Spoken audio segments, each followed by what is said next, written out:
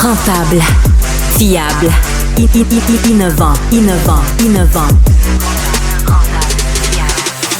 Avec eux, ça risque de fluctuer. Mais soyez rassurés, vous serez en croissance sur le marché. Francis Gosselin, Philippe Richard Bertrand. L'économie, c'est sérieux. Mais prends pas ça pour du cash. Bonjour et bienvenue dans ce nouvel épisode. Francis Gosselin pour la deuxième semaine consécutive sans Philippe Richard Bertrand. Je commence à trouver que je suis bien esselé. Commençons l'épisode aujourd'hui avec une petite revue d'actualité. Vous l'avez peut-être vu, une étude qui a été publiée à Québec concernant le programme d'aide fiscale aux travailleurs plus âgés et qui coûte à l'État québécois environ 400 millions de dollars par année. Eh bien, selon le professeur et chercheur Guy Lacroix, qui est professeur à l'Université Laval, ça ne sert à rien. Et j'ai eu la chance de l'accueillir à l'émission régulière plus tôt cette semaine. Il nous a expliqué qu'essentiellement, il n'avait pas eu de changement de comportement avant, pendant ou après l'imposition, la mise en place de cette mesure-là. Donc, grosso modo, on pourrait s'épargner 400 millions de dollars chaque année et exactement ou presque le même nombre de travailleurs seraient en emploi. Soit, évidemment, on quadruple le programme pour vraiment inciter les gens, mais en quel cas, ça coûterait des milliards de dollars ou on l'arrête. Et franchement, sauver un demi-milliard de dollars par année à l'échelle québécoise, ce n'est pas de mauvais augure. Sinon, nouvelle qui est pseudo-proto-économique, mais qui impacte probablement certains d'entre vous et moi-même en tant que parent de deux chiens. Les Américains avaient décidé d'une drôle de façon d'imposer des nouvelles normes pour qu'on puisse traverser la frontière avec les compagnons canins. C'était excessivement compliqué. Il allait falloir remplir un formulaire, que les chiens soient micro-pucés, qu'il y ait des preuves de vaccination. Et je pense que même la signature d'un vétérinaire était insuffisante. Il fallait comme une étape additionnelle. Plusieurs s'en inquiétaient, puis on estime qu'il y a quand même des dizaines de milliers de chiens par jour qui franchissent la frontière canado-américaine. Les Américains, évidemment, souhaitent prémunir leur territoire de cas de rage et d'autres maladies, puis on comprend, mais entre nous, le Canada, c'est pas non plus Rage Central. Donc, il y avait une drôle de réflexion. Je pense qu'on appliquait au Canada les règles qu'on appliquait à toutes les autres nations, alors qu'on est des pays voisins et avec quand même une situation sanitaire canine d'avant-garde. Donc, la bonne nouvelle, c'est que les Américains, finalement, ont rebrousse-poil, ont rebroussé chemin et donc ont décidé finalement d'abolir toute cette histoire-là. Donc, on revient aux normes historiques. Il faut que le chien soit micropucé, avoir vraiment des documentations simples et donc ça va faciliter, je pense, la vie de plusieurs voyageurs canadiens, québécois qui vont souhaiter se rendre au sud de la frontière. Vous l'avez aussi certainement vu, le gouvernement du Québec a annoncé plutôt avoir choisi de s'engager, encore une fois, davantage dans le programme d'Airbus, le l'A220, qu'on a connu chez nous comme étant à une époque la C-Series de Bombardier. Le programme, l'A220, a de la misère à croître, à livrer les avions qui sont commandés. Le carnet de commandes est archi plein, mais les avions ne sortent pas assez rapidement. On estime qu'on fabrique environ 7 avions par mois. Il faudrait, pour que le programme fonctionne pleinement, en fabriquer 14, le double. Vous allez me dire, c'est pas beaucoup, mais fabriquer un avion, je ne sais pas si vous représentez la complexité, c'est énorme. Et donc, déjà, 7 par mois, c'est beaucoup d'avions. Donc là, le double de ça, c'est le double. Il y a donc le gouvernement du Québec, comme je le disais, qui a mis 300 millions de dollars US, donc environ 413 millions de dollars canadiens, pour maintenir un peu sa participation. Je rappelle que Québec a 25% de l'entreprise, de la co-entreprise qui détient l'A220. C'est Airbus qui a l'autre 75%. Et en toute logique, donc Airbus met 900 millions de dollars US dans la même initiative. L'objectif étant donc justement de faire des investissements nécessaires puis de prolonger un peu la piste d'atterrissage, pour faire un mauvais jeu de mots, de ce programme-là. Ça reporte aussi de 5 ans l'échéancier pour lequel le gouvernement est éligible à des gains assez importants. Donc bref, une nouvelle qui me semblait passer un peu sous le sens, même si, encore une fois, ça semble être beaucoup d'argent de Québec qui est investi dans un programme. Le taux directeur, sans grande surprise, là, de la Banque du Canada a été abaissé de nouveau d'un quart de point, de 4,75. Le taux directeur est passé à 4,5 %. C'est une bonne nouvelle. C'est la deuxième baisse consécutive. Plusieurs s'attendent à ce qu'il y ait 2 autres baisses avant la fin de l'année 2024, ce qui amènerait le taux directeur à 4 %. Des petits calculs rapides permettent d'estimer que pour une propriété moyenne, on va dire là, qui a une valeur d'environ 4 à 500 000 $ au Canada, une baisse d'un quart de point, ça se traduit par des économies de petit peu autour de 25 $ par mois là, pour le paiement hypothécaire. Donc, si on arrivait à 4 % d'ici la fin de l'année, ça permettrait aux ménages d'économiser une centaine de dollars sur leur paiement hypothécaire, ce qui est plutôt une bonne nouvelle, notamment donner un petit peu d'air, un petit peu de latitude là, aux ménages canadiens. Encore une fois, c'était assez attendu, cette deuxième baisse. Concernant septembre, ben, il va falloir voir. Là, il y a maintenant 2 autres rapports qui vont sortir en matière d'inflation. On va suivre évidemment la situation de l'emploi, de la croissance économique. On va voir aussi la décision qui est prise par nos voisins américains. Hein. Jerome Powell, le président de la Fed, la Réserve fédérale, a aussi laissé entrevoir qu'une baisse de taux était envisageable en début d'automne. Donc, si le cas échéant, ils nous suivent dans cette trajectoire-là, ben, ça pourrait aussi inciter le Canada à poursuivre donc, dans une trajectoire baissière. Je termine avec Tesla, une entreprise que j'affectionne particulièrement, qui a annoncé de mauvais résultats là, pour le deuxième trimestre de cette année. On sait que Tesla, fait face à de plus en plus de concurrence. C'est pas facile pour le manufacturier là, de la Californie de maintenir là, la cadence. Ils fabriquent presque 2 millions de voitures par année, hein, 413 000 pour le trimestre. Par contre, donc, c'est une baisse là, de quelques points de pourcentage par rapport à pareille date l'an dernier, et c'est surtout une baisse massive de la profitabilité. On est passé là, de près de 3 milliards de dollars à 1,5 milliard de dollars, donc une baisse de 45 % de la profitabilité. On reste en territoire positif, mais c'est sûr que c'est de plus en plus difficile pour Tesla. On sait qu'ils ont d'ailleurs adopté là, une stratégie très, très, très agressive de baisse des prix de la plupart de leurs modèles, en espérant évidemment que ça reconduise là, à la croissance et à la prise de part de marché. Mais c'est sûr que l'arrivée des Hyundai, des Volkswagen, de Ford, de plein d'autres manufacturiers offre du choix aux consommateurs. Puis évidemment, les frasques d'Elon Musk qui fait entre nous un peu n'importe quoi, qui a annoncé donner 45 millions de dollars par mois à la campagne de Donald Trump, fait mal. Je peux quand même me représenter la petite hypothèse que beaucoup de gens qui achètent des Tesla étaient plutôt des gens qui votaient à gauche, des démocrates, des gens très sensibilisés aux questions des réchauffements climatiques et à l'électrification des transports. Donc, c'est certain que de voir le président, qui à une époque était un des principaux drivers là, de l'attention et des ventes de Tesla, qui se retrouve un peu dans le camp adverse, ça ne doit certainement pas aider et ça doit conduire certains consommateurs vers d'autres marques, assurément. Vous êtes avec nous pour un épisode. On a des invités fascinants aujourd'hui. Honnêtement, ça va être complètement fou. Ceci dit, si vous voulez nous écrire des commentaires tout au long de l'épisode ou après, n'hésitez pas à le faire, studio@cube.radio. Je vous promets que Philippe Richard Bertrand va être de retour la semaine prochaine. S'il ne l'est pas, je vais mettre un homme de paille à sa place, mais franchement, ça ne peut plus durer. Chers amis, merci d'être à l'écoute et à tout de suite pour un prochain segment. Un taux d'intérêt très élevé qui défie toute la concurrence du marché. Avec Francis Gosselin et Philippe Richard Bertrand. Prends pas ça pour du cash. C'est toujours un plaisir de retrouver dans le vrai monde quelqu'un qu'on connaît depuis si longtemps dans l'univers virtuel. IRL, Hugues Chandonnet, bonjour. Salut Francis, merci de l'invitation. Au balado. Tu es directeur et stratège de marque chez Déraison. C'est une agence que tu as fondée. Oui, c'est un gars dans son sous-sol. Déraison, c'est toi. Là. Es-tu déraisonnable, Hugues Chandonnet? Tout le contraire.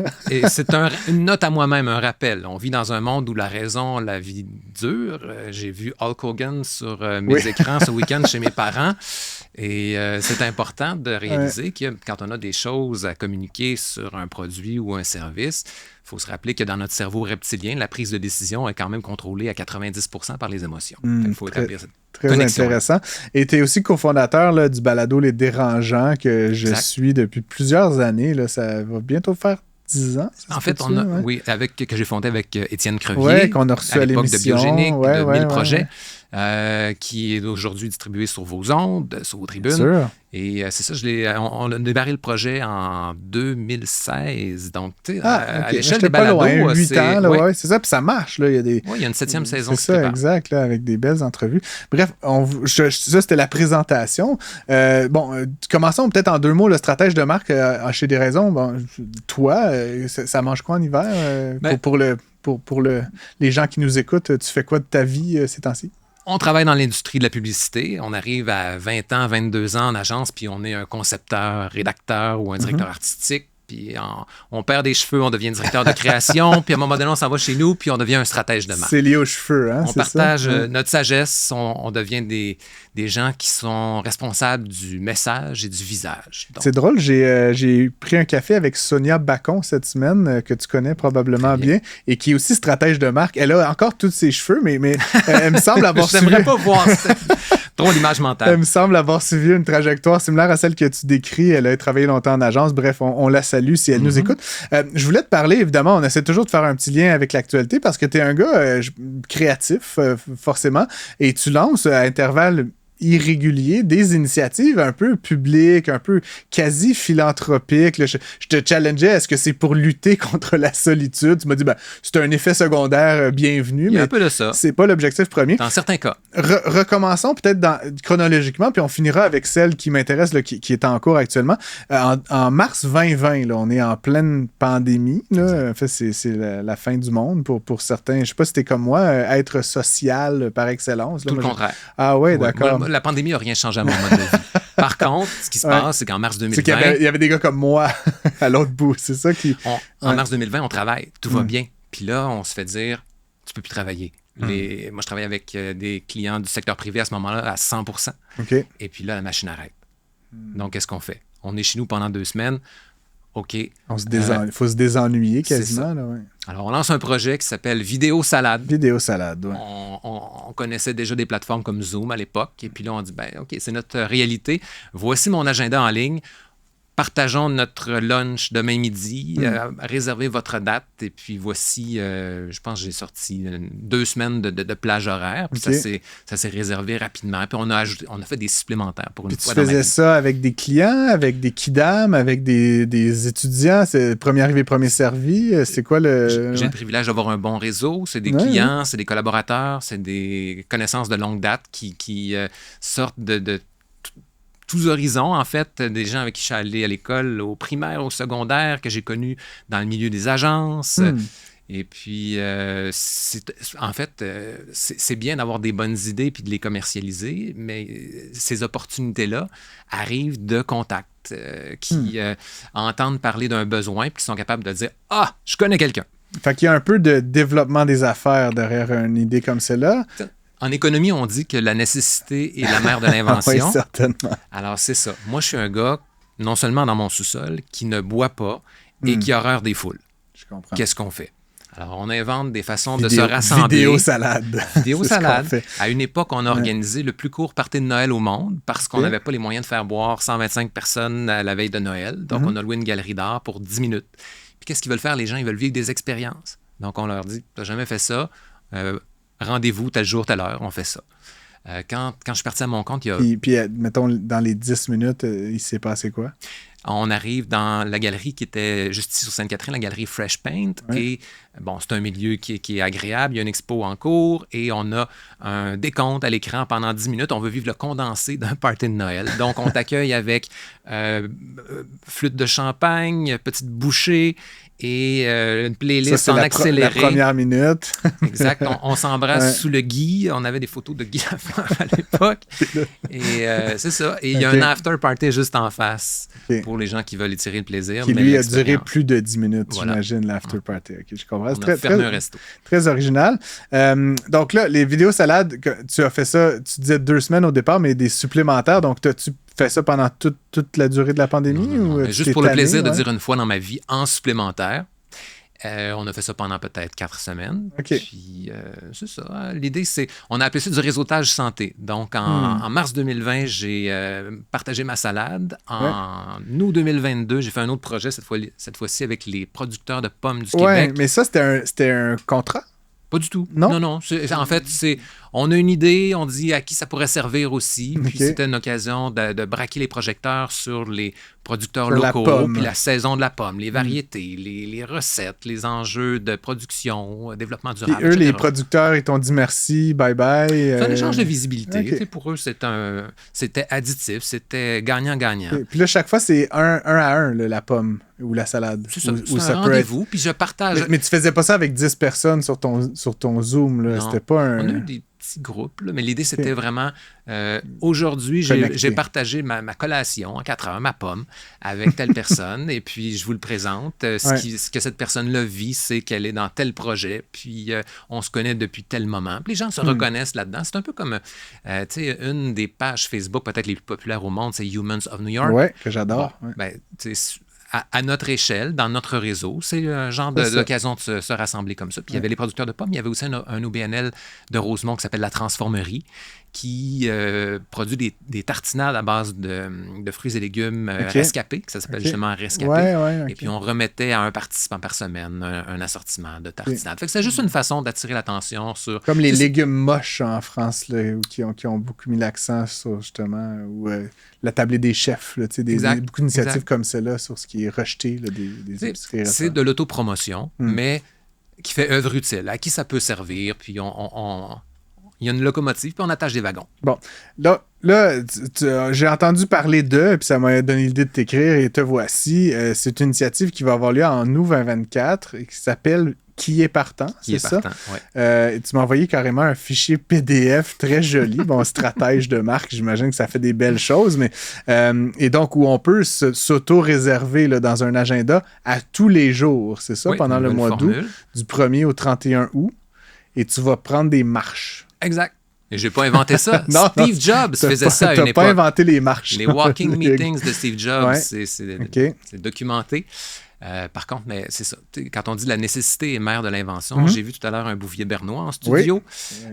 On ne sait pas où elle est, mais elle est là. J'ai un Shetland à la maison qui est maintenant épileptique, mais pas épileptique, très épileptique. Et on a 5 alarmes sur nos téléphones par jour pour la médication. Ça commence à 5h30 tous les matins. Puis qu'est-ce qu'on fait à 5h30? Est-ce qu'on se recouche? Moi, je me rendors pas, donc je sors marcher. Moi, je me lève à 5h30 tous les jours. Mais donc, j'espère qu'on va pouvoir compter sur toi pour réserver une date. Je vais checker ça. Mais donc là, on prend une marche. C'est dans des endroits prédéterminés. Explique-nous un peu le concept, là, parce que franchement, ça m'étonne. Donc, on part de ma réalité, encore une fois, de gars qui se lèvent tôt pour prendre une marche. J'habite Huntsic. Il y a des très beaux parcs à Huntsic. Il y a le parc Frédéric Bach.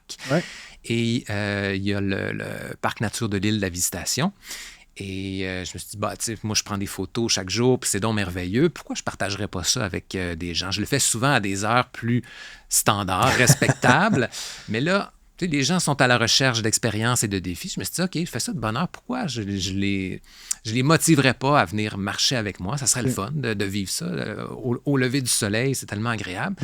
Mais ça va prendre un incitatif. Donc, moi, en ce moment, ce que je vis, ce qui me touche, c'est l'épilepsie canine, mais j'en discute autour de moi. Tout le monde est touché par l'épilepsie d'une façon ou d'une autre. C'est une cause qui a peu de part de le share of voice, d'attention publique dans la grande conversation sur les causes.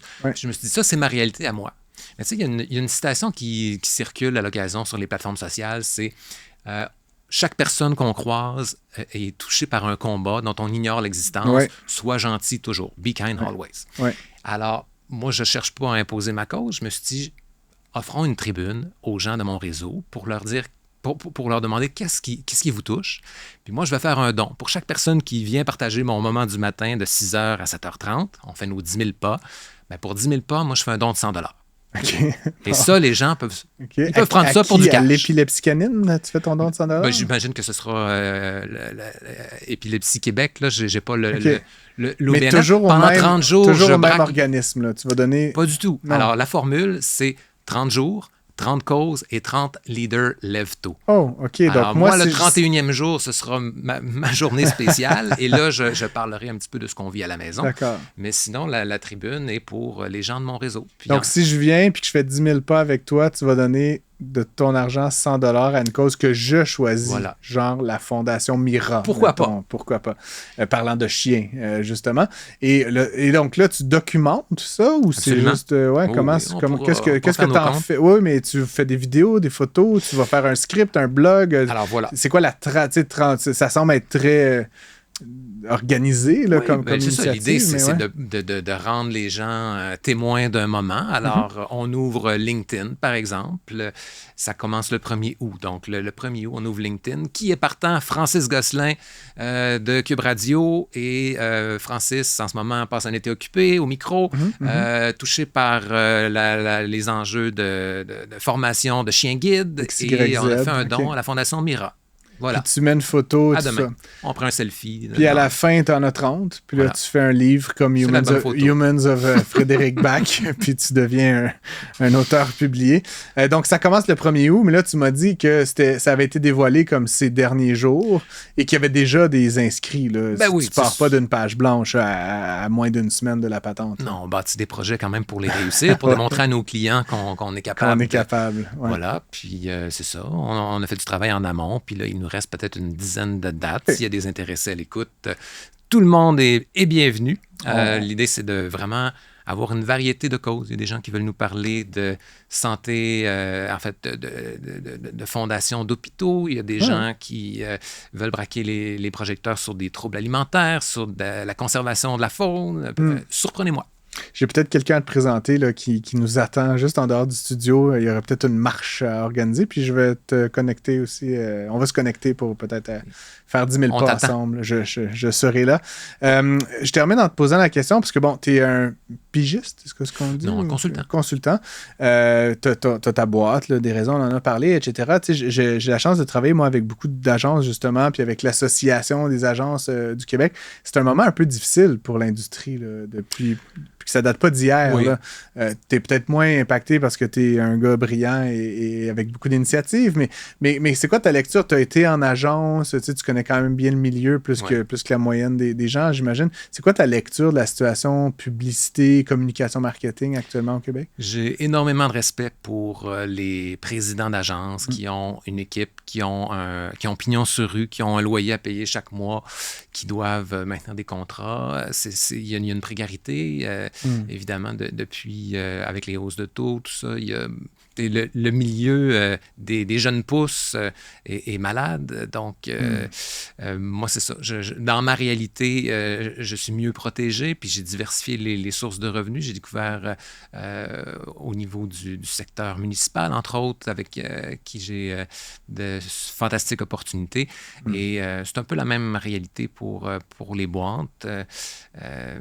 Il y a toujours eu un roulement important. Là. Il y a un contexte économique qui est plus délicat, facile, mais le produit créatif au Québec, il est bon, il est célébré et je pense que c'est une mauvaise passe, mais c'est pas... Je pense pas qu'on vit une crise existentielle. Quand même pour l'avenir de cette industrie. C'est notre rôle. Oui. J'aime bien ça. Un rôle donc que j'apprécie, évidemment. Toujours un plaisir. Puis là, à une deuxième rencontre en vrai, Hugues Chandonnet.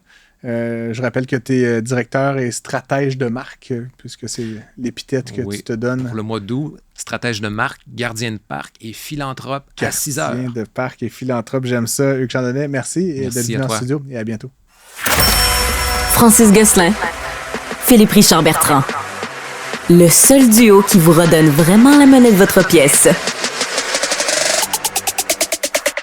C'est une autre rencontre fortuite. Évidemment, on cherchait à se rencontrer, Frédéric Morin-Bordelot et moi, depuis plusieurs semaines.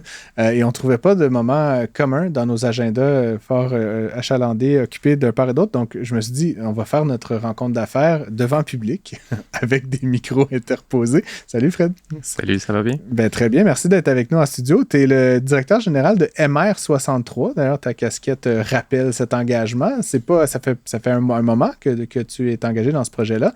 C'est un projet qui tourne autour de wagons de métro, un bâtiment. Tu vas peut-être nous en parler un petit peu là, en guise d'introduction. Qu'est-ce que c'est exactement MR63? Oui, ben c'est un projet que mon frère et moi, Étienne Morin-Bordelot et moi, Frédéric Morin-Bordelot, on a commencé il y a 11 ans maintenant, dans le sous-sol de notre mère, très tranquille.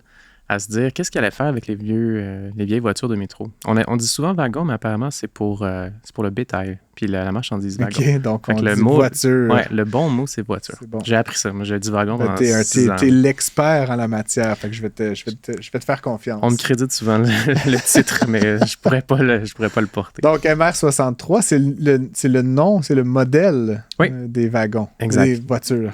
Ah ouais, non, mais c'est super dur. Ça m'a pris genre 1 an avant de réussir. Voiture de métro MR63, puis après ça, il y a les 73, puis maintenant, il y a les Azure MPM10. Donc, on a eu cette idée-là de récupérer ces voitures-là, puis de créer un bâtiment de 3 étages, parce qu'on voulait créer un leg pour Montréal. On voulait se doter d'une nouvelle emblème, une nouvelle icône pour la ville. Okay. Pour nous, c'était important de faire ça parce qu'on voulait donner du rayonnement à une chose qui nous était très chère. C'était la culture. La culture est surtout en ce moment après la pandémie, dans une situation qui est extrêmement difficile, autant pour les gens qui travaillent dans le monde de l'art que les autres créatifs qui sont dans des sujets connexes comme le design ou la gastronomie. Donc là, je ne te sortirai pas des stats, mais il y en a énormément sur le fait que dans ces 3 domaines-là, c'est vraiment pas facile de vivre. Donc, en créant ce bâtiment de 3 étages avec des voitures de métro que tout le monde prend, il y a 1 million de personnes par jour qui prennent le métro, on s'est dit, on va sûrement réussir à créer un petit peu l'attention. Puis, on a un peu fait notre point parce qu'en 2018, je ne sais pas si tu t'en souviens, mais on était sur le bord du canal avec 4 voitures de métro. Il y a eu 80 000 personnes qui est venues cet été-là, en 4 mois. C'est beaucoup. Puis, donc, explique-moi un peu les voitures de métro quand elles arrivent en fin de vie comme ça. Les MR63, c'est le modèle. Donc, à un moment donné, elles sont plus bonnes. Je ne sais pas, elles sont vieilles, elles ne peuvent plus être réparées. Puis, typiquement, la STM, ils pitchent dans le fleuve, là. Ils font quoi avec ça? New York fait ça. Parce que... Non, c'est vrai. Je sais pas d'où m'est venue l'image, mais il me semble avoir déjà vu qu'on lançait les voitures de métro new-yorkais carrément dans l'océan. Ouais. Ça l'a tourné pendant un bout de temps sur les médias sociaux. C'est parce que ça crée du corail ou une forme là, de truc maritime. Ici, on peut pas faire ça parce que d'une part, les voitures sont en métal, elles sont en fibre de verre, puis notre flore marine ne nous le permet pas. Non, mais je recommandais pas ça, mais donc, typiquement, on les met à la casse, là, c'est ça. Puis toi, donc, vous en avez récupéré combien? 8. Gratuitement? Oui, pratiquement, oui. Frais de transport. Exact, frais de transport, une petite caution, puis voilà, basta. Et donc, comment, raconte-moi un peu, tu as installé ça, vous avez fait le bâtiment autour, il y avait déjà un bâtiment, vous les avez rentrés, comme c'est quoi le projet essentiellement que vous avez construit là, autour de ces wagons, de ces voitures? On va l'avoir d'ici la fin de l'entrevue. Ouais. L'idée, c'est ça, les voitures deviennent plus comme des pièces à l'intérieur d'un bâtiment qui, lui, est 4 saisons. On avait eu l'idée, si tu regardes les rendus sur Internet, tu vas voir qu'il y a certaines voitures qui étaient complètement extérieures. On s'est rendu compte que ça allait être dégueulasse en hiver, que ça allait être super dur à isoler, ou bien on l'isolait par l'extérieur puis on enlevait le bleu, ou bien on l'isolait vers l'intérieur puis on n'avait plus de place. Fait qu'on a décidé de construire un bâtiment autour. Ça nous permettait d'avoir un toit vert, être là 4 saisons, puis d'avoir une enveloppe beaucoup plus éco-énergétique. Donc, c'était juste un meilleur choix. Le seul défi, c'était que c'était un petit peu plus cher. Fait que le projet a évolué. Petit peu beaucoup, quand même. C'est pas de mes affaires, mais je veux dire, vous avez construit un building. Oui, exact. Bon, on était en train de construire un building. Puis, effectivement, mais en même temps, c'était le bon choix. Parce que, tu sais, juste faire un truc qui, au final, sert pas à grand-chose et juste joli. Aujourd'hui, en 2024, je sais pas à quel point c'est utile, ça. On a besoin d'un peu plus de sens dans nos bâtiments. Je pense que l'espace public se doit aussi là, d'avoir un peu plus de raison d'être. Il y a de moins en moins de place, ça coûte de plus en plus cher. Fait que pour moi, de faire un bâtiment juste pour faire un bâtiment, ça n'a pas de sens. C'est pour ça qu'on a fait quelque chose qui avait beaucoup plus d'impact. Tu me parlais justement, tu me parles du volet développement durable, toutes sortes de considérations. Déjà, la base du projet, c'est de récupérer quelque chose qui allait être mis aux poubelles, en bon français. Puis le volet culturel dont tu nous as parlé un peu tout à l'heure, donc au croisement de tout ça. C'est ça. Donc là, vous vous retrouvez avec un espace qui sert à quoi? Faire des fêtes? Habites-tu là, Frédéric? Peut-être. Est-ce que c'est ton appart? J'ai un petit penthouse en haut. C'est à moi, ça. Mais blague à part, qu'est-ce qu'on y retrouve? Si je te fais une description de l'expérience, quand on arrive à l'intérieur, on arrive face à face avec une voiture directement. Si tu vas sur notre site web, il y a dans la section blog... Je demande pour évidemment les auditeurs là, qui n'ont pas eu la chance de voir. Moi, je connais évidemment le projet depuis longtemps, mais décris-nous un petit peu justement là, qu'est-ce qu'on y voit, qu'est-ce qu'on y fait. Donc, on arrive dans le café et juste après, on passe dans le restaurant, puis il y a aussi une buvette juste à côté.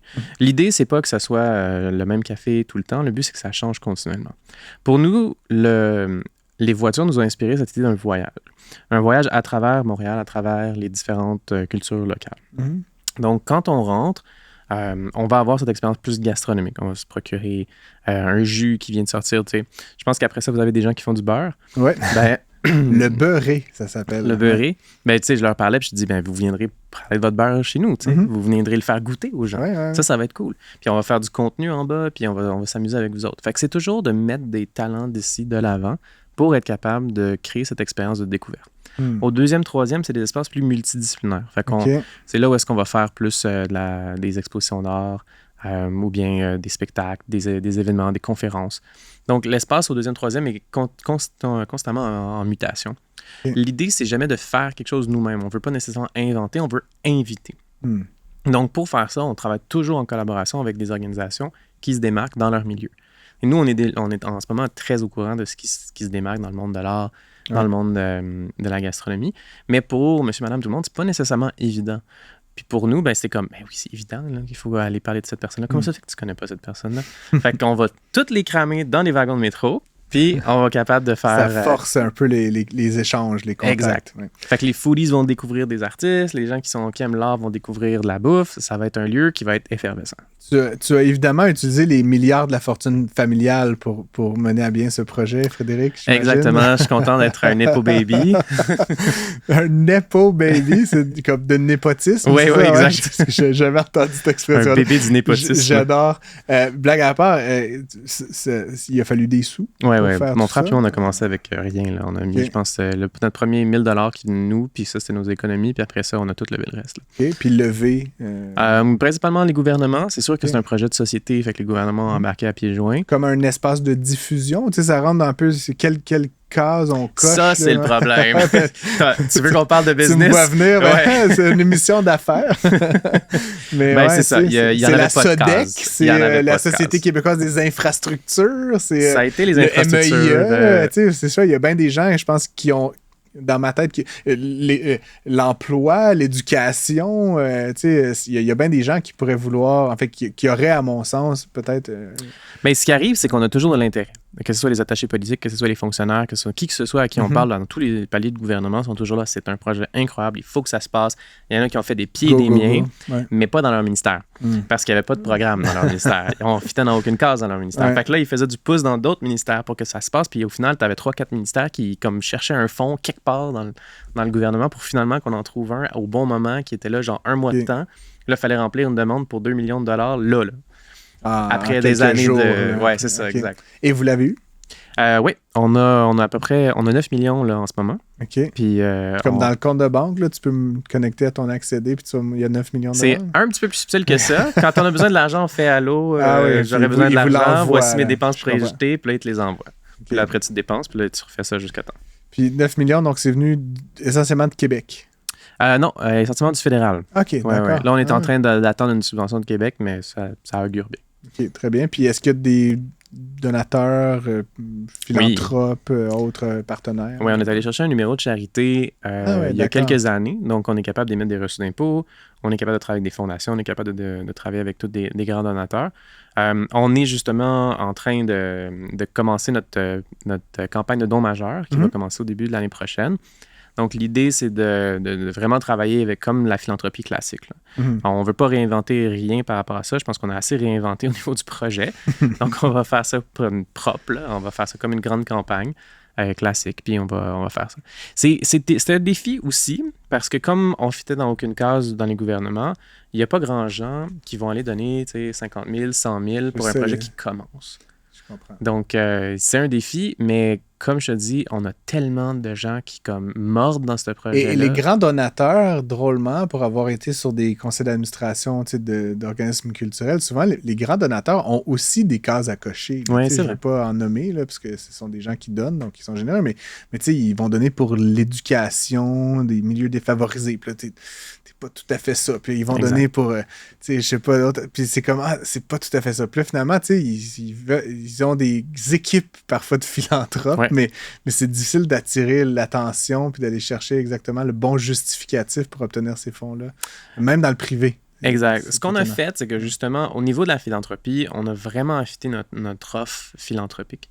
Parce que, forcément, on a des objets de charité, donc il faut atteindre certains objectifs d'impact, mais on voulait dépasser ça largement, puis on a vraiment réfléchi avec un comité de développement durable de 16 personnes. C'était quoi les meilleurs leviers qu'on pouvait avoir pour l'impact. On a créé une charte d'impact basée sur les 4 piliers du développement durable, dans laquelle on attaquait un enjeu par pilier.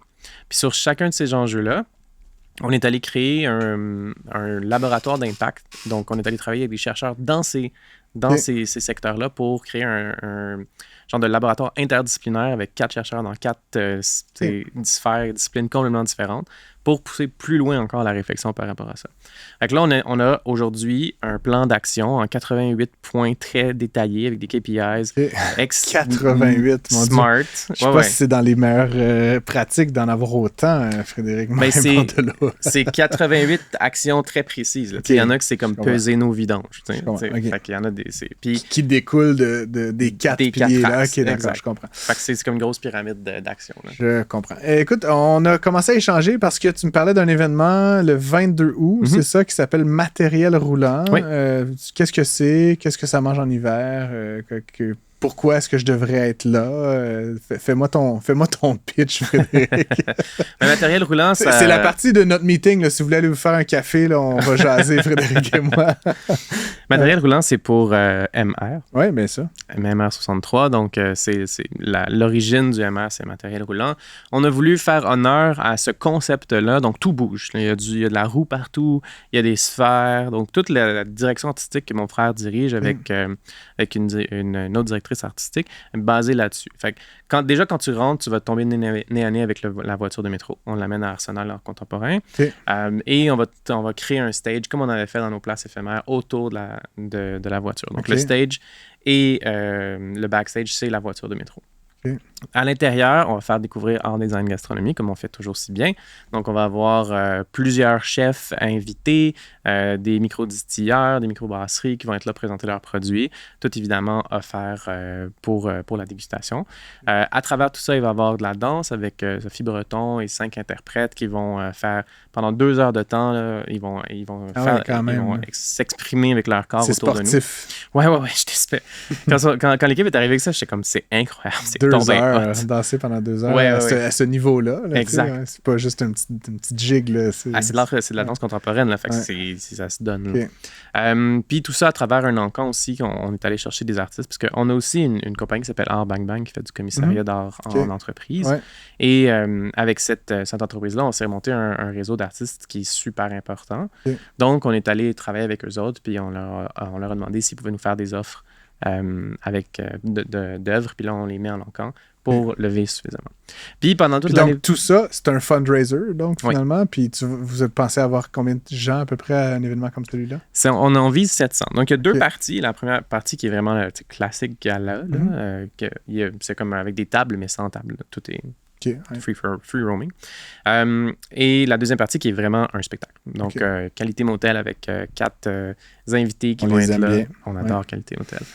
Qui vont être là, ils vont faire le show, puis jusqu'à 1h du matin, on va danser, puis on va avoir du plaisir jusqu'à... Ah oui, d'accord. C'est comme un événement philanthropique qui devient un genre de soirée un peu... Ça devient une tendance, hein? C'est pas nous qui l'a parti. Le Musée des Beaux-Arts avait toujours le bal puis l'après-bal. Puis là, j'ai vu que la SAT aussi, Charlotte à la SAT, qui a un peu le même concept en septembre. Fait que je pense que dans le milieu culturel, c'est une bonne façon. À un moment donné, on enlève le veston, on dézippe les pantalons à strap, puis on danse. Là, voilà, exactement. Nous, on suggère un petit dress code, quelques couleurs. Évidemment. Donc, tu veux que je vienne? J'aimerais ça. J'aimerais vraiment ça que tu viennes. Ainsi que les dizaines de milliers de personnes qui nous écoutent, certainement. Oui, tout à fait. Comment on fait pour venir? Il faut aller sur un site web? Sur notre site web, vous pouvez cliquer sur l'onglet annuel MR63. Vous appelez ça l'annuel, c'est ça? Puis votre site, c'est mr63.ca. Exact. Donc, on va là, puis il y a un bouton. Là, je ne suis pas dessus. En haut, à gauche ou dans le burger menu. L'annuel, puis ça permet de comprendre ce qui se passe. Est-ce qu'il faut payer un frais pour accéder à la soirée? Oui, donc le principal est $363. puis le party est 63 $. OK. Donc, bon, 63 pour... Vous avez de la suite dans les idées. Puis, est-ce qu'on peut acheter comme pour un groupe, une table? Il n'y a pas vraiment de table, là, c'est ça? Là, c'est ça, il n'y a pas physiquement des tables, mais il y a le concept de table. Puis Okay. ça, je pense que c'est la chose qui est la plus importante pour nous, c'est vraiment là, d'embarquer les entreprises avec nous autres. Donc, on a des bouquets de billets. On tourne autour de la floraison avec l'annuel, le bouquet, okay. tout ça. 10 billets, mettons. Exact, 10 billets. C'est un petit rabais quand on en achète 10? Non, c'est ça, c'est plus cher. C'est plus... ouais, parce que tu as un plus gros crédit d'impôt. J'aime ça.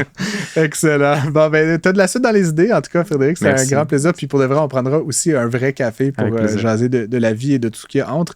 Merci d'être venu en studio. Ça m'a fait grandement plaisir. Un grand plaisir de découvrir tout ça avec toi. Merci. Salut, bye. Pour obtenir une réponse à vos questions, écrivez à Francis et Philippe à l'adresse studio@commercial-cube.radio. Je préfère bien des jeux de mots, là, mais quand même, le beurre avec l'argent du beurre, c'est pas la première fois qu'on vous le fait, certainement. Non, pas vraiment. C'est un show d'économie, là, je peux me le permettre un petit peu. Littéralement, je suis avec Stéphanie Bélanger et Lounès Laoudi. Bonjour d'être avec nous. Vous êtes les cofondateurs de Desbeurrés, je peux-tu dire ça? Desbeurés, ça se dit. De Lesbeurés. De Lesbeurés, ouais. LES, hein, n'est-ce pas? C'est un concept de beurre aromatisé. D'ailleurs, ils nous en ont amené. Je sais pas si c'est pour moi. Oh oui. Oui, en fait, c'est pour l'équipe. Le dire, c'est pour les partager. Alice, elle a déjà choisi son arôme préféré. Bref, c'est un concept de beurre aromatisé. Vous avez commencé récemment, là, si je comprends bien. Il y a eu une première vente au Grand Marché de Québec. Ah, même plusieurs ventes, en fait. Plusieurs ventes, OK, oui. mais en début d'année 2024, là, donc les premières commercialisations. Le projet a été parti, en fait, en février. Okay. On était parti dans comment ça s'appelle, Caramel FA pour aller voir les produits. Puis on se disait depuis longtemps qu'on voulait faire un produit agroalimentaire. Puis on se disait quel genre de produit qui n'a pas encore été mis en valeur au Québec en termes de transformation et de mettre en avant quelque chose d'intéressant. Puis dans sa famille, ils adorent le beurre. C'est maladif. C'est quasiment maladif. Puis ça m'a fait réfléchir avec elle et on s'est dit, mais c'est vrai, mais pourquoi pas du beurre aromatisé? On aime ça, c'est délicieux. Il y a autant tout ce qui est... Il y a des huiles aromatisées, il y a tout ce qui est de la gamme des fromages à la crème aromatisée, on va trouver du chocolat, on va trouver du caramel, mais le beurre, ça n'a pas encore été fait. Si on va à l'épicerie en ce moment, il y a du beurre salé, non salé, du demi-sel et le petit funky de la gang, le beurre à lèvres, mais c'est pas mal tout en ce moment. Donc, pourquoi pas? C'est vraiment un beau médium qui va vraiment servir à venir aromatiser les plats. Quand même, on va se le dire, des beaux petits pots et tout ça. Mais c'est surtout bon. Attention, on enregistre tard, hein? Je n'ai pas soupé encore, mais bref, on va se calmer. Vous avez fondé ça, donc, et là, bon, le fun fact qui a aussi beaucoup attiré mon attention, c'est que vous êtes tous les deux podiatres. Exact. Puis là, genre, si vous aviez élevé des vaches, ou si vous aviez été, je sais pas, chez Métro ou Avril, j'aurais dit, bon, ces gens-là, mais aucun lien. Fait que là, vous avez regardé des vidéos YouTube, vous avez dit, du beurre, ça n'a pas l'air compliqué, on fait ça. Blague à part, c'est quoi l'histoire? Là? Comment on apprend à faire du beurre à qualité alimentaire, grand public, comme ça? Là? C'est une excellente question. Ouais. Et en réalité, notre spécialité n'est pas de faire du beurre, mais de l'aromatiser. Donc, nous, en fait, on laisse ça à des experts. Il y a des gens qui sont très bons pour créer le beurre lui-même. Nous, on amène à un autre niveau. On vient l'élever à des plus grands standards de saveurs, comme je disais. Donc, on se spécialise à vraiment identifier des trends au niveau des saveurs, au niveau des arômes qui vont être pertinents à être utilisés en cuisine par les gens qui sont plus... épicurieux, qui aiment vraiment cuisiner. Fait qu'on s'est dit, on va créer des saveurs qui vont être funky et faire un raccourci, en fait, pour les gens qui n'ont pas le temps de cuisiner. Donc, vous achetez du beurre en palette, là, en truckload, comme on dit en bon français, puis vous le séparez, vous le transformez, vous le séparez en plus petits pots en y ajoutant, évidemment, des saveurs là, que vous avez conçues. Vous faites de la R&D? Oui, exactement. Et nos meilleurs testeurs sont la famille, les enfants. Voilà. Surtout les enfants sont directs. Hein, ils sont comme non, c'est pas bon. Bon, là, je vais pas. J'ai pas eu le full brief. Êtes-vous en un couple? Oui, on est mariés. Vous avez des enfants? Donc, oui. Puis donc, ils goûtent aussi les pas produits. le choix, en fait. S'ils sont malades après une couple d'heures, vous pouvez comme éliminer cette saveur. Ça fait partie du test. Ça fait partie. J'aime ça. On vit dangereusement dans la famille. C'est pas grave. Et donc, encore une fois, là j'ai appris aussi que vous avez lancé ça donc à peine un an, comme on l'a dit, vous avez aussi rejoint un incubateur qui s'appelle Mycelium. Oui, exactement. Ça, qui est spécialisé dans le domaine de la transformation alimentaire. Comment ça se passe? En fait, comment ça marche déjà? En fait, ça a été le gros game changer, d'abord et avant tout. Comme on le disait tantôt, on n'est pas du tout du domaine de l'alimentation. Là. Donc, à la base, on est des podiatres. Fait que rentrer dans le domaine alimentaire, c'est quelque chose qu'on était curieux de faire. Ça nous intéressait. La game entrepreneuriale nous intéresse encore. Donc, ça, c'était un très beau défi à attaquer. Sauf que, étant donné que c'est un domaine complètement méconnu pour nous, d'aller se joindre, en fait, avec les forces de Mycelium, ça nous a aidé grandement. C'est vraiment un accompagnement, en fait, qu'ils les offrent. Fait qu'on rentre là avec une DX, puis ils nous disent, jusqu'où est-ce que vous désirez vous rendre, puis on va vous aider à franchir les étapes essentiellement. Puis donc, on appelle ça donc un incubateur. Moi, je suis assez familier avec cet univers-là, mais pour nos auditeurs, c'est donc un programme, c'est ça? C'est une série, c'est des étapes, c'est comme des formations. C'est quasiment une formation, exactement. C'est vraiment comme une école, en fait, d'entrepreneuriat agroalimentaire. Puis on se le cachera pas, c'est un milieu qui est quand même assez pas clos, mais quand on est de l'extérieur, c'est assez intimidant. On ne connaît pas les contacts, on n'avait rien. On est issu du médical, on a des cliniques, chacun d'entre nous, on est déjà des entrepreneurs sur d'autres projets. Fait qu'on avait le goût de se lancer dans l'inconnu, en fait, dans quelque chose d'autre différent. Puis on l'aurait jamais fait, son Mycelium, parce que c'est vraiment ça qui nous a ouvert beaucoup de portes, en réalité. On leur lève notre chapeau aux amis de Mycelium. Donc, vous avez des cliniques. Chacun la vôtre? Exact. C'est ça? Moi à Montréal, elle à Québec. De podiatre, là, exactement. C'est ça? C'est votre day job exactement, aujourd'hui. Puis là, on est comme les Batman du beurre, j'adore. Puis là, à quelque part sur la 40 ou la 20, là, vous vous rencontrez pour faire du beurre, c'est ça? Plus ou moins, voilà, exactement. Saint-Hyacinthe, là, plus ou moins. Exactement. On est installé à Québec. Donc, on fait la fabrication à Québec directement, là, aux cuisines de Mycelium. Puis, Lounès, il part dans la semaine. Il va travailler à son day job, puis il revient par la suite. Je comprends. Puis, est-ce que vous avez l'espoir qu'un jour, ça devienne une multinationale du beurre, puis que vous lâchiez votre job de podiatre? Nos ambitions sont nationales et même plus. Donc, on a vraiment parti le concept de les beurrer, en fait, comme étant la mise en avant des produits québécois. Donc, le beurre est quand même produit ici de façon industrielle. Hein. On a des bons producteurs de produits laitiers ici. Puis, on s'était dit que c'est une belle façon de mettre en valeur quelque chose qui est fait chez nous.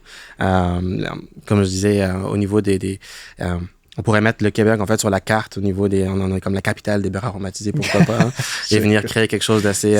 sky's the limit, il faut c'est Lounès ou Buzz Lightyear qui parle? Voilà, Batman de nuit, on avait dit. Il en beurre épais un peu, on va se dire.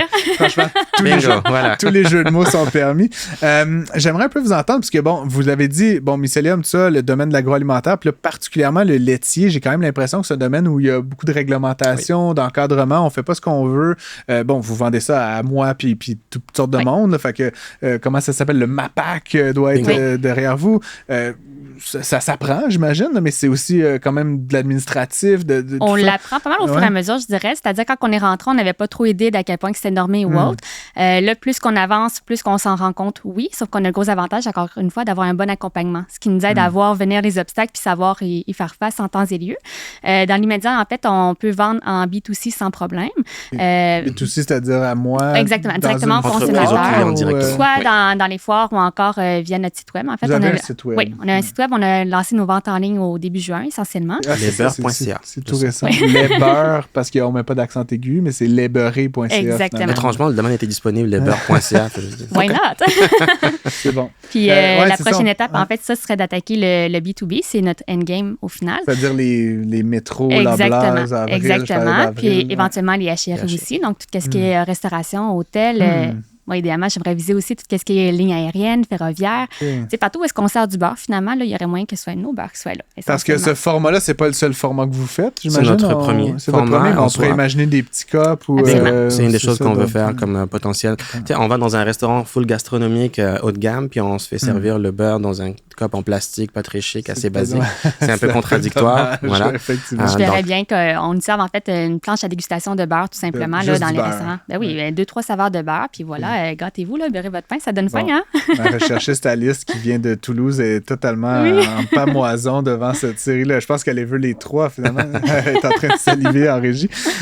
Décrivez-nous un peu les produits. Là, là j'en ai 3 ici. Est-ce que c'est les 3 que vous faites actuellement? Presque. Dans le fond, ces saveurs-là, c'est les saveurs originales. Voilà. Citron confit et fines herbes, truffes forestières. Notre meilleur vendeur.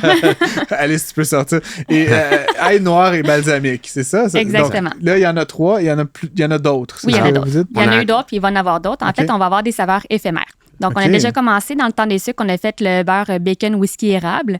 Personnellement, c'est un de mes préférés. Pour vrai, c'était écœurant. C'était cochon, là. Ensuite de ça, on a présentement un beurre au chimichurri qui est sur la fin, en fait. Puis, on en sort un nouveau. Est-ce que tu veux annoncer la saveur en primaire? Ça va être coco, lime, chili. Une saveur un peu plus... quasiment asiatique si on veut, mais on va vraiment chercher des saveurs un peu plus sucrées, un peu plus avec une belle balance sel, un petit peu piquant juste pour dire. En fait, c'est le parfait mariage pour la saison du maïs qui commence. Exactement. C'est bon. Vous avez de la suite dans les idées, vous deux. C'est vite de même. Là. Moi, j'ai une maison dans le coin de Deschambault, Neuville, que je maïs. Et on va être là bientôt. On va être au festival. Je commence à saliver, moi aussi, mais on va se revoir certainement. On va être aux fêtes gourmandes entre de deux Neuville. petites bières de la région. Là, bon... le Batman de la nuit. De la nuit, De la nuit, Buzz Lightyear aussi. Vous avez dit que vous étiez ambitieux, B2B, on en a parlé. Où est-ce que vous en êtes justement dans cette réflexion-là? À un moment donné, il va falloir s'y dédier. Là. Je veux dire, vous avez des jobs, comme on l'a dit. À un moment donné, il va falloir quelqu'un qui cogne aux portes. Est-ce que vous avez... déjà, ou peut-être embaucher des gens, avoir un chef célèbre qui va être On a comme deux plans sur la table présentement. Soit qu'on va se trouver un co-packer, c'est-à-dire c'est comme un sous-contractant de l'alimentaire essentiellement. Ça aurait le gros avantage si on en trouvait en fait que tout le permis MAPAC pour usine laitière, c'est ce qu'on a besoin en fait là, dans notre cas. Sinon, l'autre plan, si jamais on ne trouve pas de co-packer qui est un bon fit avec nous, ça serait d'ouvrir notre propre usine laitière. Là, je dis usine, mais on s'entend que c'est un local de production, mais qui est certifié $3 pour ce il y a quelques petits investissements qui va être nécessaire là-dessus, c'est sûr. Exact. Parlons-en des dollars. Là, je ne veux pas rentrer dans vos secrets d'affaires, mais là, pour l'instant, c'est artisanal, on pourrait dire. Semi-artisanal. On a quand même des équipements pour fabriquer ça. Mais je veux dire, vous n'en faites pas 14 millions par semaine. Non. Vous n'avez pas des inventaires, puis un entrepôt. On a de l'inventaire, mais... c'est ça que je veux parler. C'est une bonne question. C'est sûr que le projet est en mode lean. Donc, pour ceux qui ne connaissent pas le principe du lean, c'est qu'on pivote dépendamment de la réponse du marché. Le projet en soi, quand on l'avait lancé, c'était une bonne idée qu'on trouvait. Et avec Mycelium, on a pu faire notre première production et à faire une mise en marché initiale au Grand Marché de Québec, où on est allé vraiment de façon, peu convaincu. On était en mode, est-ce que les gens vont vraiment être aussi emballés du projet que nous? L'emballage était beaucoup plus basique. On avait vraiment quelque chose de beaucoup plus artisanal à ce moment-là, vraiment. Et la réponse a été... Je voulais pas vous insulter. Hein, non, c'est parfait. C'est vraiment ça l'idée. Vos enfants sont les testeurs, là, je suis comme... Mais tu sais, d'emblée, c'est ça, quand on développe une recette, on la goûte avant de la fabriquer à haut volume. Mais justement, c'est là où on est passé du artisanal. On a vu vraiment qu'il y avait une belle réponse. Les gens étaient tout aussi emballés du projet que nous. Et là, on a dit, OK, donc c'est un projet qui vaut la peine d'être poussé plus loin. Et c'est là où on a mis les bouchées doubles donc pour aller faire... grandir un peu le tout et éventuellement, comme on disait, donc trouver un co-packer ou avoir notre propre usine. Mais donc, en réponse à ma question, vous avez comme un petit entrepôt actuellement. Oui, notre garage. J'adore. Comme Apple quand elle a commencé. Oui, exactement. Il y a cette image-là, c'est ça, là, tous des garages. Là. C'est vous aussi, là, dans quelques années, on vous le souhaite. Mais bref, ça va prendre peut-être éventuellement aussi des partenaires. Là, oui, tout à fait. Je sais pas, comme je disais, que ce soit un chef célèbre ou carrément des partenaires financiers. Oui, on en parlait justement. C'est ça. Est-ce que vous êtes déjà en train de faire ces démarches-là, que ce soit du capital de risque ou de la dette ou l'aspect financier? Oui. Sans me dire combien ou pourquoi, là, mais vous en êtes où dans cette réflexion? On est chanceux vu qu'on est déjà 2 entrepreneurs qui avons des cliniques. Nos cliniques sont presque autonomes en réalité. On est moins des professionnels qui vont être sur place. Donc, on a le temps quand même de mettre l'énergie et l'effort sur le projet. Fait qu'en ce moment, on s'autofinance par rapport à cet aspect-là, mais comme n'importe quel projet, on atteint un peu le maximum de vélocité qu'on est capable de faire avec nos propres injections. La prochaine étape, effectivement, c'est de trouver des partenaires au niveau... des chefs cuisiniers pour faire des nouvelles saveurs, pour faire du marketing, du branding avec ça. Des partenariats, en fait, là, des exclusivités. Exemple, pour un restaurant qui aimerait qu'on lui développe une saveur ou autre chose. On est vraiment dans cette phase. On a une belle vélocité en ce moment déjà en termes de distribution et tout. On a eu des beaux contacts qui sont établis dans les dernières semaines, qui sont intéressés à nous avoir et à nous distribuer. Avec notre seule étape critique en ce moment, c'est vraiment co-packing local. Et une fois que ces 2 limitants-là ont été enlevés de l'équation, on pourra passer justement potentiellement investisseurs et aller à un plus haut calibre de fournissage. Très bien. Donc là, prochaine étape, l'œil du dragon, j'imagine. Oui, ben en fait, il y a des bonnes chances. Oui, on va travailler fort pour aller dans cette... On va y aller au bon moment. Il me semble que vous avez un profil là, qui récolterait des investissements déjà. D'ailleurs, si vous y allez pas, ça me fera plaisir de vous présenter Christiane Germain, que je connais assez bien. Oui. Il me semble que le fit, je prends note. La petite qualité, le positionnement, là, c'est bien, bien joli. Ça se vend combien, un truc comme ça? Oui, on parle de 15 $ pour un pot de cette taille-là. Puis il y a des rabais volumes selon le nombre de pots qui sont achetés, bien Exactement. sûr. Là. Puis donc, on peut en acheter sur le web, les beurre au pluriel. Oui, exactement. Donc, c'est comme lesbeurrés.ca. Puis si on commande, j'imagine, plus qu'une certaine quantité. Il y a des rabais volumes. gratuit à partir de ça. J'ai l'air de quelqu'un qui se connaissait un peu. Merci vraiment d'avoir été avec nous. J'ai découvert un univers fabuleux, celui du beurre aromatisé. Que, des fois, quand on fait ce métier-là, on a la chance là, de découvrir qu'il y a des choses fabuleuses qui se font au Québec et vous en êtes certainement la meilleure des chances. Puis promettez-moi là, que si jamais vous êtes milliardaire, vous reviendrez à l'émission pour me raconter la trajectoire. Je veux faire partie de l'origin story un petit peu. C'est parfait. Merci de l'invitation, c'est très apprécié. Puis bonne dégustation. Je vais essayer de partager aussi avec les collègues. Stéphanie Bélanger et Lounès Laoudi, vous avez été de très bons invités. Merci beaucoup. À bientôt. Merci beaucoup. Prends pas ça pour du cash. Disponible aussi en balado sur l'application et le site cube.ca. Radio, télé, balado, vidéo. Cube, un média pas comme les autres.